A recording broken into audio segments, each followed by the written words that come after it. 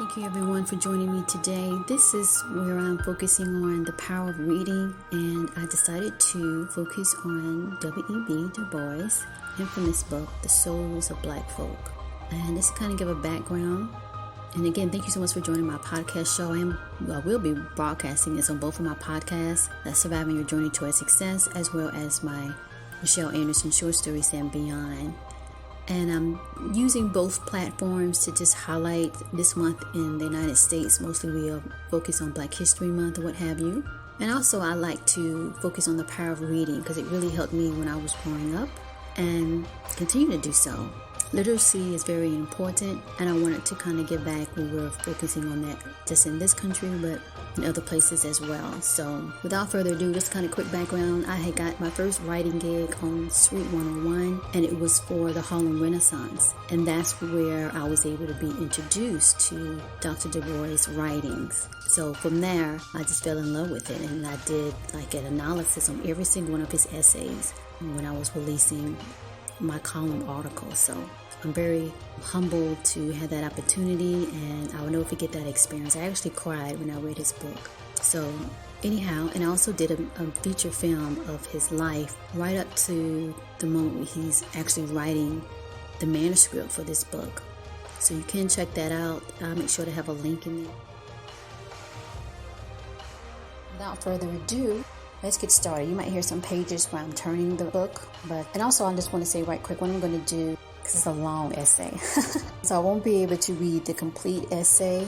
What I've decided to do, I'm going to do 4 pages, up to 4 pages, and that'll be a part 1, and then I'll come back to it. And this week my goal was to read a few of his essays during this whole week that I'm calling the power of reading this month. So I'm going to do probably two other essays in his book just to read them, put some clarity with that, with the plan, and then as well just read up to 4 pages and break it up in parts. So the other part of me finishing or going through the remaining of the essay, that would be announced later, probably in the summertime or when I return back for my next season. So at any rate, I think we get the gist of it, and to hear this beautiful writing, it went supersonic during his time and made him famous after all the other work he had done before. He's an educator.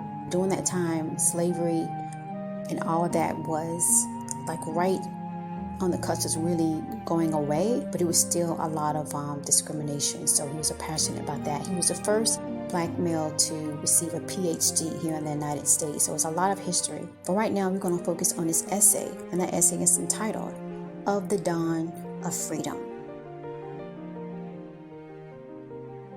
And in his essay, he has this poem, and underneath that is like a musical lyric sheet underneath.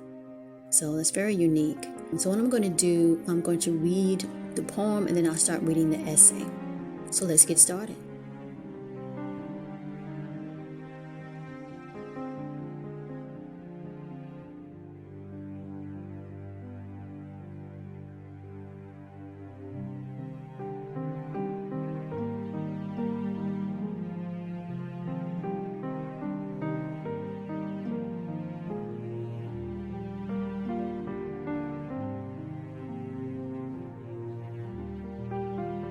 Seems that great avenger history's lessons but record when grappling the darkness, tricks old systems and the word, truth forever on the scaffold, wrong forever on the throne. Yet that scaffold sways the future, and behind the dim unknown standeth God within the shadow, keeping watch above his own. And it has the name Lowell. So that could be the author or just someone that actually commented or what have you. Okay? And the essay starts.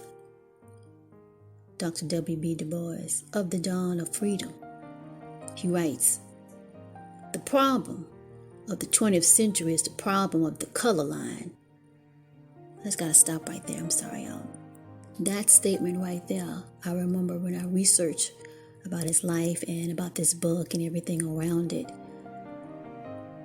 was the things that I kept seeing in the reported articles and radio about this powerful book and how he just went right to the heart of it. I'm going to read that again and I'll continue. The problem of the 20th century is the problem of the color line. The relation of the darker to the lighter races of men in Asia and Africa and America and the islands of the sea. It was a phase of this problem that caused the Civil War. And however much they who marched south and north in 1861 may have fixed on the technical points of union and local autonomy as a shibboleth, all nonetheless knew, as we know, that the question of Negro slavery was the real cause of the conflict. Curious it was, too, how this deeper question ever forced itself to the surface, despite effort and disclaimer. No sooner had Northern armies touched Southern soil that this old question, nearly guised, sprang from the earth. What shall be done with Negroes? Preparatory military commands this way and that could not answer the query. The Emancipation Proclamation seemed but to broaden and intensify the difficulties, and the war amendments made the Negro problems of today. It is the aim of this essay to study the period of history from 1861 to 1872, so far as it relates to the American Negro. In effort, this tale of the dawn of freedom is an account of that government of men called the Freedom Bureau. One of the most singular and interesting of the attempts made by a great nation to grapple with vast problems of race and social condition. The war has not to do with slaves, cried Congress, the President, and the nation. And yet no sooner had the armies, East and West, penetrated Virginia and Tennessee than fugitive slaves appeared within their lines. They came at night, when the flickering campfire shone like vast unsteady stars along the black horizon. Old men, thin, with gray and tufted hair, women with frightened eyes, dragging, whimpering, hungry children, men and girls, stalwart and gaunt, a horde of starving vagabonds, homeless, helpless, pitiful, in their dark distress. Two methods of treating these newcomers seem equally logical to opposite sorts of minds. Ben Butler in Virginia quickly declared slave property contraband of war and put the fugitives to work, while Freedman in Missouri declared the slaves free under martial law. Butler's action was approved, but Freedman's was hastily countermanded, and his successor, Halleck, Halleck, it's spelled I see here, saw things differently. Hereafter he commanded, no slave should be allowed to come into your lines at all. If any come without your knowledge, when owners call for them, deliver them. Such a policy was difficult to enforce. Some of the black refugees declared themselves freedmen. Others showed that their masters had deserted them. Still others were captured with forts and plantations. Evidently, too, slaves were a source of strength to the Confederacy and were being used as laborers and producers. They constitute a military resource, wrote Secretary Cameron late in 1861, and being such that they should not be turned over to the enemy is to plan to discuss. So gradually, the tone of the army chiefs changed. Congress forbade the redemption of fugitives and butlers. Contrabands were welcomed as military laborers. This complicated rather than solved the problem, for now the scattering fugitives became a steady stream which flowed faster as the armies marched. Then the long-headed man with care, sheltered face who sat in the White House saw the inevitable, emancipated the slaves of rebels. On New Year's, 1863. A month later, Congress called earnestly for the Negro soldiers, whom the Act of July, 1862 had half-grudgingly allowed to enlist. Thus the barriers were leveled and the deed was done. The stream of fugitives swelled to a flood, and anxious army officers kept inquiring, what must be done with slaves arriving almost daily? Are we to find food and shelter for women and children? It was a Pierce of Boston who pointed out the way and thus became, in a sense, the founder of the Freedmen's Bureau. He was a firm friend of Secretary Chase, and when in 1863 the care of slaves and abandoned lands developed upon the Treasury officials, Pierce was specially detailed from the ranks to study the conditions. First, he cared for the refugees at Fortress Monroe, and then after Sherman had captured Hilton Head, Pierce was sent there to found his Port Royal experiment of making free working men out of slaves. Before his experiment was barely started, however, the problem of the fugitives had assumed such proportions that it was taken from the hands of the overburdened Treasury Department and given to the Army officials. Already centers of mass freedmen were forming at Fortress Monroe, Washington, New Orleans, Vicksburg, and Corinth, Columbus, Kentucky, and Cairo, Illinois, as well as Port Royal.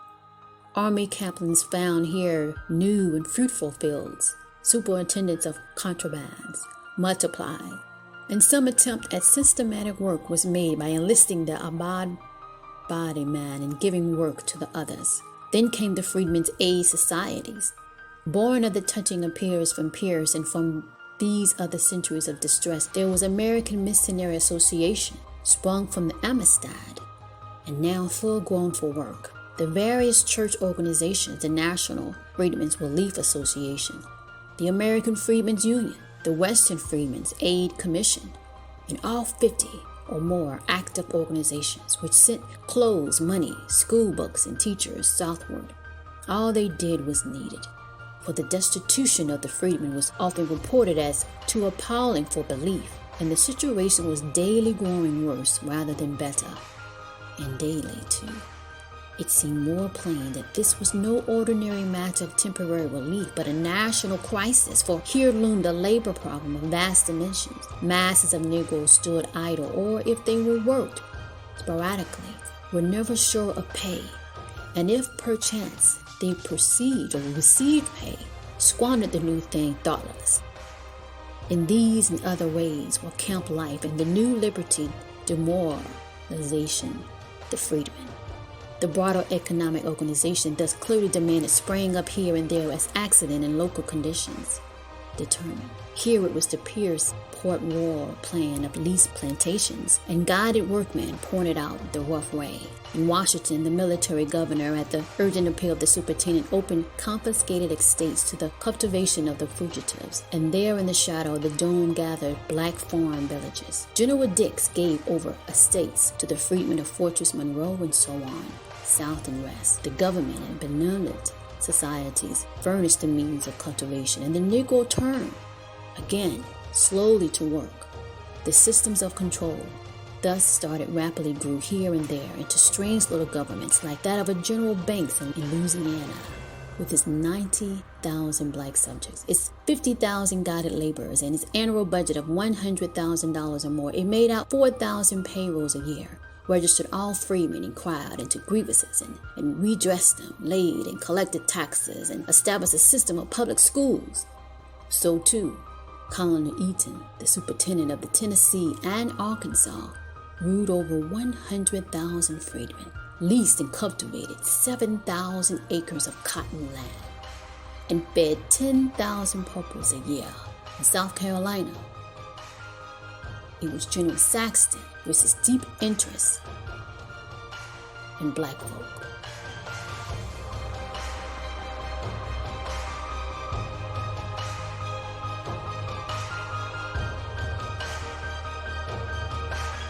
Go ahead and end it there. This will be part 1 of the Dawn of Freedom. I will post the next date that I will continue on from where I last stopped today. I hope you enjoyed this reading of one of my mentors, and I just love him. I love his work. I love his commitment, of Dr. W.E.B. DuBois. This is 2022 that's starting to, do this, read this on my podcast.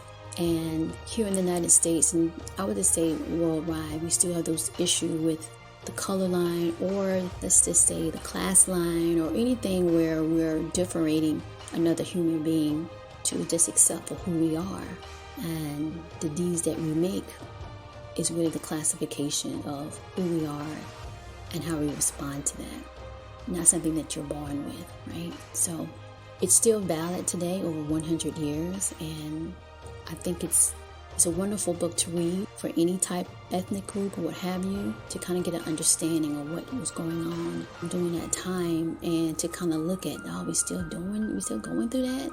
Like, when will humanity evolve? Nonetheless, it's great reading, and I enjoyed it. I hope you did too. So I'll see you in the next one. Thank you for the power of reading this week.